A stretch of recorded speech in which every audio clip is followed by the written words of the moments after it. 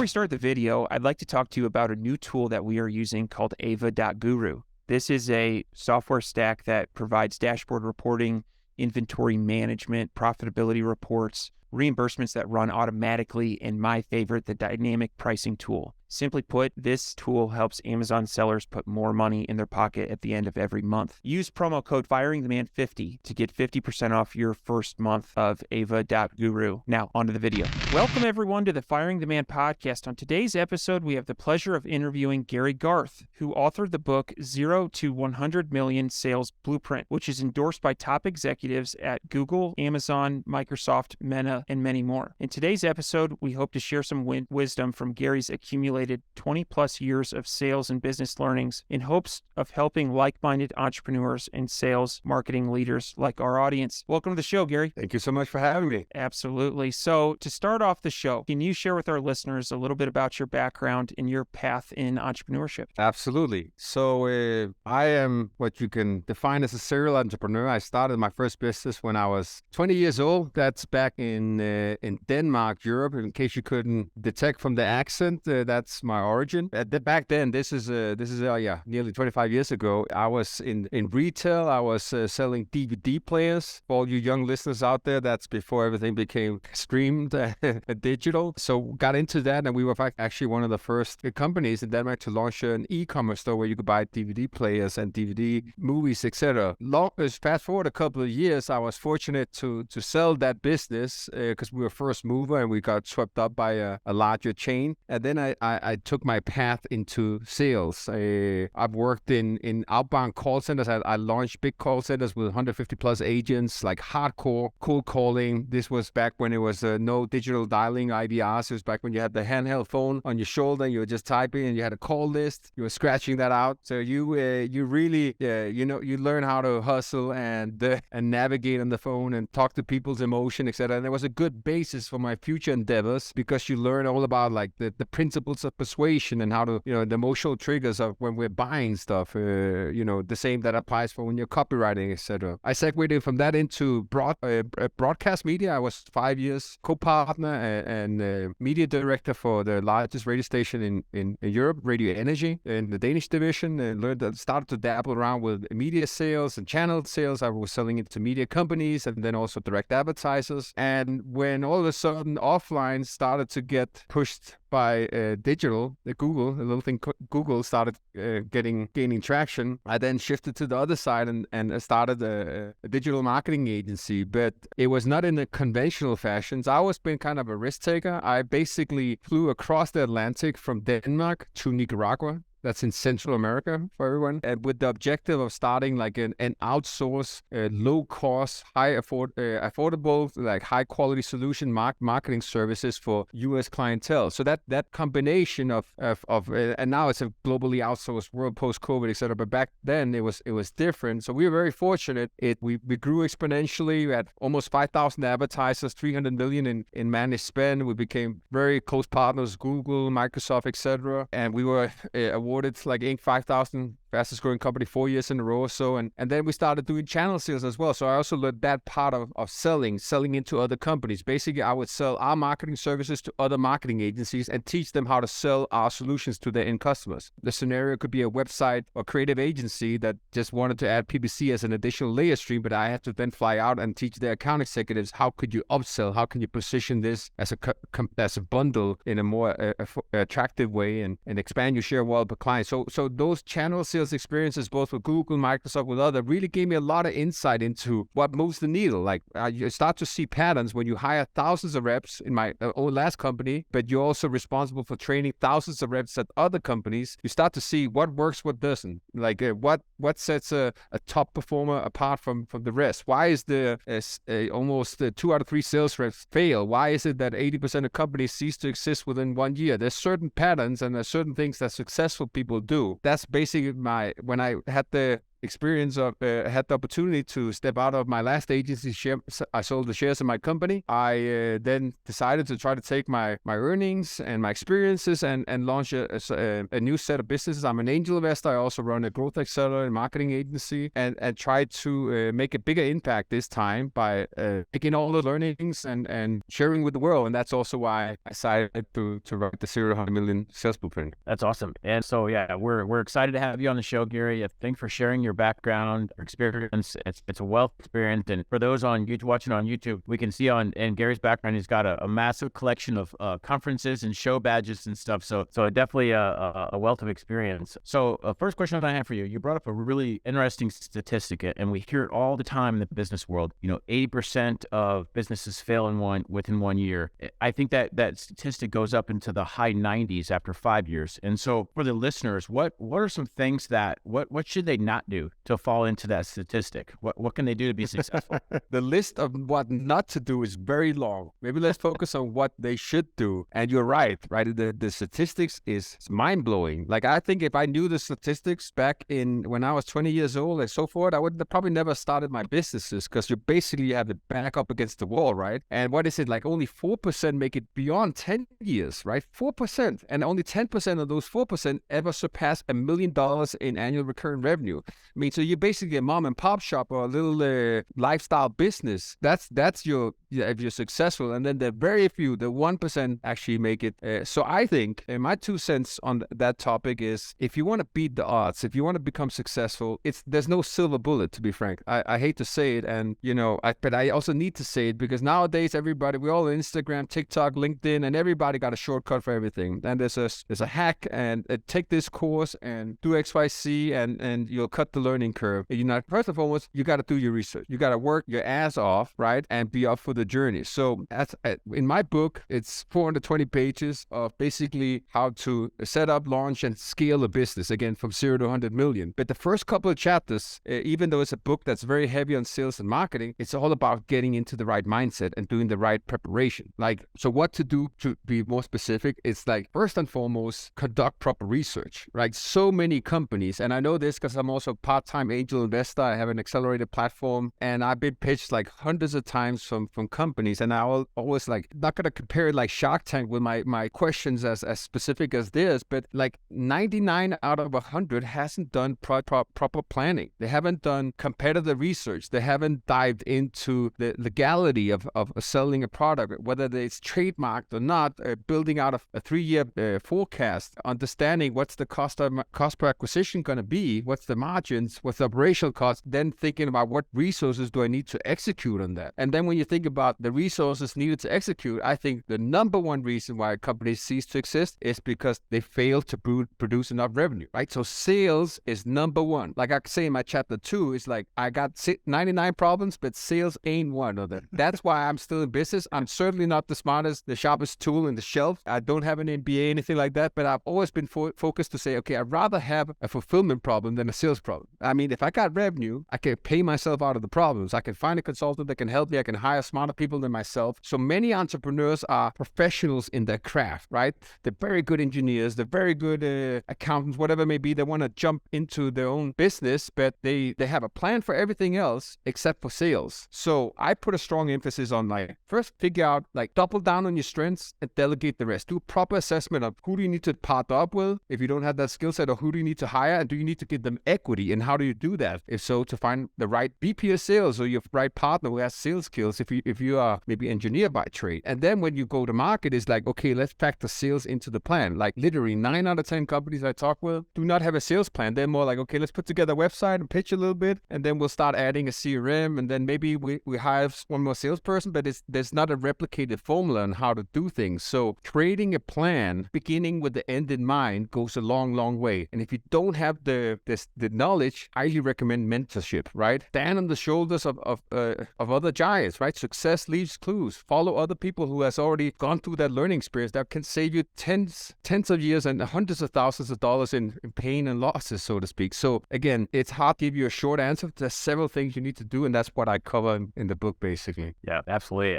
Excellent advice. And one thing that we always say is sales solves problems. Without sales, it's hard to solve problems. So yeah, excellent. David, over to you. you. Absolutely. So, as you have started many of your various ventures, what have been some of the struggles that you have run into, and how did you overcome those? That's a long laundry list as well. So to anybody who is considering to become an entrepreneur, just started as an entrepreneur, I just recently started new projects, and guess here where I am again, it's unexpected challenges, right? It's just part of the game. One of the big things that comes to mind, like in most of the ventures prior to this, was being bootstrapped, running out of cash, and then having to put forth that extra effort. A very good example was like my venture, for instance, in United States and Nicaragua with that setup that eventually grew very fast, 8-figure agency. We were dependent on funding from the Danish government because we got funding to set up an operation in this third world country. We were qualified because of the job creation impact, the social impact, the innovation impact in the country. But because of political unrest in the country and an election process that wasn't like by the textbook, all of a sudden the embassy shut down, the funding was not there. And for 8 months, to give you an idea, for 8 months, I lived kind of like two lives. I would wake up at 11 p.m. I would then get to the office by midnight, 1 o'clock, and then I would work with Danish clients overseas, 8-hour time difference, sell to them to basically finance the operation in United States from 9 to 5 o'clock. I would go home, get a couple hours sleep, and I got a lot of gray hair and an ulcer, and it was very, very tough, but I did that for a long period of time just to not go out of business. So I faced my challenges that, again, if you're just ready to go all in on sales, you could typically solve those kind of challenges. Yeah, absolutely. So I'm detecting from your wealth of experience a lot of hustle, a lot of dedication, and then just like conquering problems, which I think is just something that goes back to that statistic of that 80%, 90%, 95%. Like I think it just weeds out who's willing to like go that extra mile. Having said that, can you discuss the path from 0 to 100 million in sales, the blueprint, maybe at a high level? Yes, absolutely. So the first thing is, as I mentioned, as an entrepreneur, as a founder, or whoever you have appointed for that is always think about like, okay, we only have so much time. So it's just like the Pareto principle or the 80-20 rule. Try to put all of your time into revenue generating activities at the first stage, right? It could be anything. Shoot Loom videos and send out to prospect, create promotional copy, etc., that can be used to generate leads. Speak with prospects, help your reps writing pitches, whatever you could do, focus on revenue generate. And that's the first things to get off the ground. And then once you get things off the ground, then you got to start hiring your first sales rep. That's where a lot of people then fail. And like in my book, I have a whole chapter devoted to that where it says like great salespeople are made, they're not born. So if you go into a business, a common mistake is like, okay, we got a big, let's search for other experienced salespeople in this industry. They want 6 figures because they're already proven successful in another company. They got to join your startup. You got to give them equity. It's a really hard hire and it's going to cost you a lot of money. And very often they fail. Why? Because they have been used to a different support system. Maybe marketing was feeding them all the leads. Maybe they had a strong sales ops team that did a lot of the administration work. Maybe you had a different product or different audience, deal customer profile. So there's many reasons why they don't necessarily prior success means success in the current Joe. So instead, I put in my book that have 20 attributes to look for in your future sales champion, right? What are the kind of things like, because if you have the right sales plan, if you have the right coaching framework, an onboarding plan for 90 days, so they learn everything, and if you can, document what you have tested out and what works and put it into systems, you can hire, they just need to have the right attributes and the right attitude, and you can coach them for the rest. And then that's kind of like the first layer. Then how do you go from 1 to 2 to 10 people, right? And then once you hit 10, 20 people, you need to have a good VP of sales or sales manager or chief revenue officer, whatever it is. And that's like the next phase where you need to make sure that you're finding somebody that can create systems and frameworks for scale. And what I mean by that is it's all about having processes for everything. It's making sure that your technology is paired up with those processes so that all of a sudden you aiming for efficiency, effectiveness, and it becomes scalable, right? So that's one of the next things, and that comes also with, like I put in my book, with organization comes empowerment, right? So finding, for instance, a sales operations person or somebody that can tie everything from strategy down to technology to performance and operations, that it really is tied up together. Then further steps is, and then I'm just on a rant here, sorry guys, but it's not a simple answer to it. But another thing is, like I have in chapter 11 of my book, perceive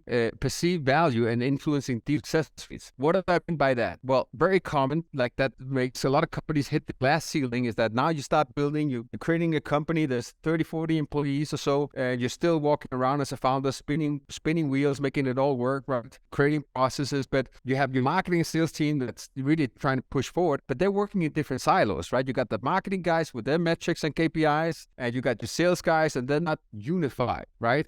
So that's basically like the popular concept of marketing, making sure that you're aligning the sales metrics, marketing metrics, KPIs into one system, right? So everybody's pursuing the same goals and focusing on the same direction. Magic happens simply when you master that. And even the biggest companies have challenges with that in these silo organizations. So that's why I devote a whole chapter in the book, that's chapter 6. In God we trust, everybody else brings data. Make sure that you define the top 25 metrics that are your important metrics to get achieve your KPIs, your numbers, right? Many people say, okay, well, yeah, we got to get sales, but what does that mean, right? Break down the whole funnels. Think of it from a marketing standpoint and get everybody pushing towards the same activities. So there's a lot of things to that. One of the last chapters is then with the significance of technology and scale. And I know I'm preaching to the choir here because technology nowadays gives you the ability to speak to hundreds of millions of people at once, right? If done the right way.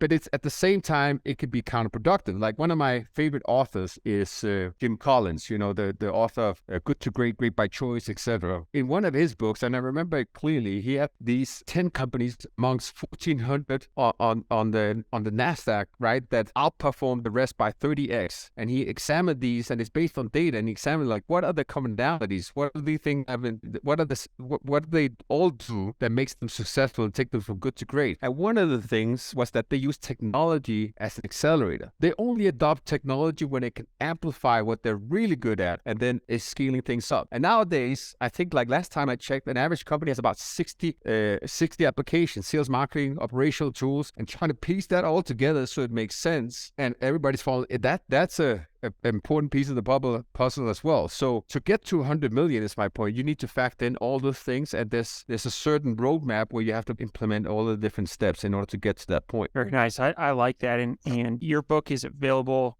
Where can we buy this book? Yeah, it's $30 on Amazon, paperback, hard copy. There's also a Kindle version. But if okay with you guys, I would love to give a promo to all your listeners and basically a giveaway of my book. Why? Because again, like I made a lot of money of my last company, and for me, I use it a lot, obviously as a lead generator, but one of the most gratifying things is to talk with entrepreneurs and them giving them a little feedback. Hey, that helped me really take this to the next level. So I like to give this book to all entrepreneurs. And if you go to my website, GaryGarth.com, you can also go to the domain 0 to 100million.com. You can go to the book and you can type in the coupon for your show. Let me just pull it up. Firing the Man. You put in Firing the Man all in one into the coupon code, and you get the book for free. There's just a $10 shipping and handling fee for domestic shipping in US, and you'll get this bad boy for 420 pages sent to you. Awesome. I'm going to be doing that immediately following this in this podcast. So I welcome your feedback. Thank you.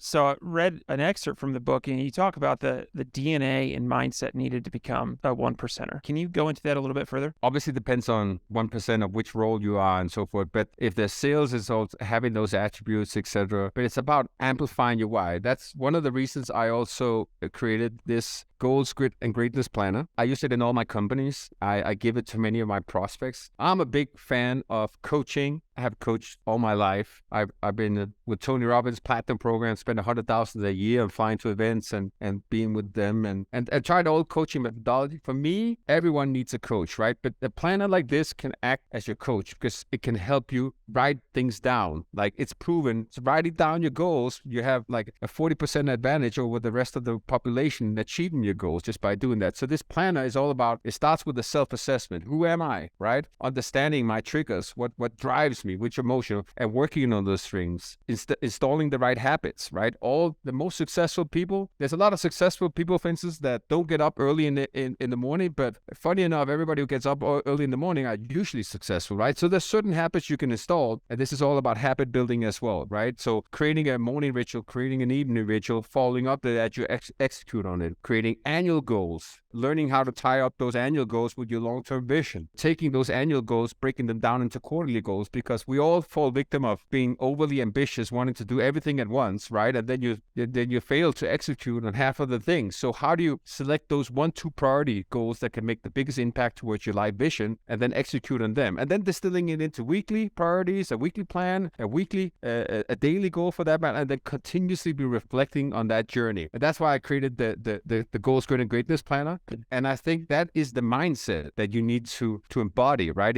There's no silver bullet. You gotta have a strong why, because the journey is gonna be freaking hard. So when you meet adversity, you gotta have a strong purpose to move through all that bullshit, right? Otherwise, you're not gonna be disciplined and persistent enough to be successful. So that's one thing. And then secondly, you gotta surround yourself with the right people, have the right habits, and then be able to execute it. And there's not one thing you can do. You gotta have all those things to become that 1%er. In my humble opinion, it's not that I'm necessarily the most successful, but I don't have a college degree. I don't have a long education. I jumped out of high school to start my own businesses. So I was like, I needed to I read every single sales and business and personal development book I could get my hands on. And you start to see patterns in people. You read biographies in terms of what works and what doesn't. And that's basically what I've tried to put into, combine with my learnings both into the book and the planner. Yeah, no, that's killer. Wanted to say thank you for, extending that free book to the Firing Man audience. If you're listening to this, you should be hungry for information if you're an entrepreneur. And so here's a free book offer. Go to GaryGarth.com, search for the book, The 0 to 100 Million Sales Blueprint. Click on it, use coupon code Firing the Man, pay for the shipping. You get a wealth of information. You get to absorb everything that Gary has learned over a decade or 2 decades of experience. You get to absorb all that and level up. And so I would encourage all the listeners to go do that. So Gary, before we get into the fire round, I wanted to see if there's anything else we skipped over, anything else you want to share with the audience that you think is crucial for entrepreneurs and for scaling and leveling up. I would say, I know, like if you open up LinkedIn or social media or any media outlet or whatever, it's a very pessimistic view on things right now, right? And Silicon Valley Bank just closed, etc. Fear not, right? Move forward, right? Now is the actual opportunity. If you're good at something and you can go all in at it, this might be the opportunity of life. Don't hold back. Double down on your marketing and sales right now. Now is the opportunity where everybody else is being cautious. That would be my one takeaway for everybody listening in the show. We need some entrepreneurs out there that are successful. Yeah, like that. The step on the gas. Be a risk taker sometimes, right? Are you ready for the fire round, Gary? Let's do it. All right. What is your favorite book? Favorite book?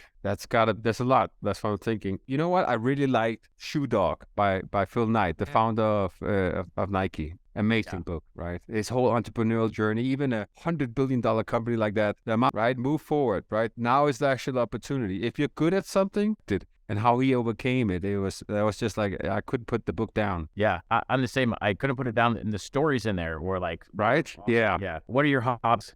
Very diverse. I love to play basketball. I go a lot to the gym.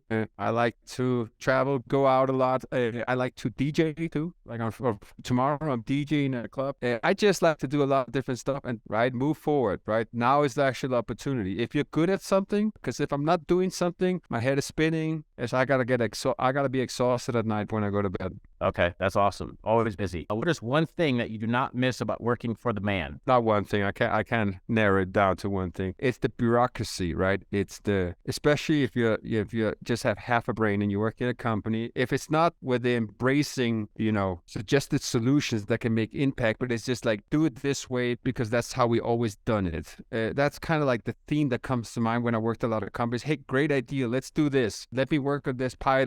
I know I'm hired for this, but would I be able to do that? That's not necessarily for all companies, right? Move forward, right? Now is the actual opportunity. If you're good at something, hired me to enable agencies, and they have, like, for instance, that 80-20 rule where you're allowed to 20% of your time work on job activities that's not in your job role per se. So it's not everybody. 9 out of the 10 men out there, they will tell you do this and shut the fuck up and move on. And that's one thing why I would probably not go back to that. Okay, excellent. What do you think sets apart successful entrepreneurs from those who give up, fail, or never get started? Discipline to do what's needed. The hard things.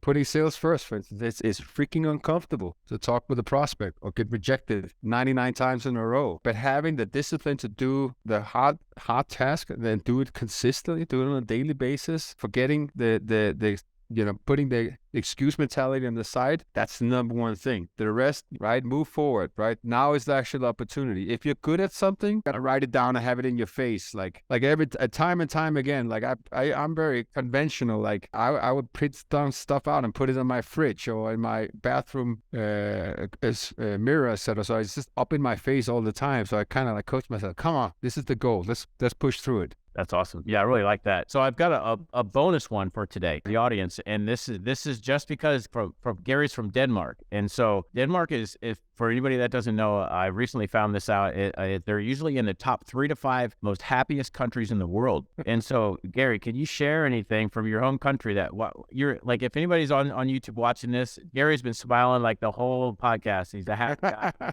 Can you share anything like what have you picked up from your own country that makes people so happy there? That's $1 million question. I always ask myself, why the heck are we not that top? Obviously, it's because, there's not a lot of power. Just to put some context into the great educational system and free healthcare, etc. But at the same, right, move forward, right? Now is the actual opportunity. If you're good at something, I'd say I can't even translate it into English. That's the word. But the whole point is that it's freaking cold. It's dark. We have a couple of months with a little bit of sunshine, and it's like maybe 60, 70 degrees, and everybody's on shorts and t-shirts because, wow, the sun is out. So I think we just learn to appreciate things, and look at the bright side of things, because it's cold and dark all the time otherwise. So yeah, that would be my answer. Probably different answers from different Danish people you would interview, but that's mine. I like it. That's awesome. Very cool. David, over to you to close out the show. Absolutely. Gary, if people are interested in learning more about you, what would be the best way? Yeah, absolutely. Go to my website, GaryGarth.com. My Instagram, I am Gary Garth. LinkedIn, YouTube for that matter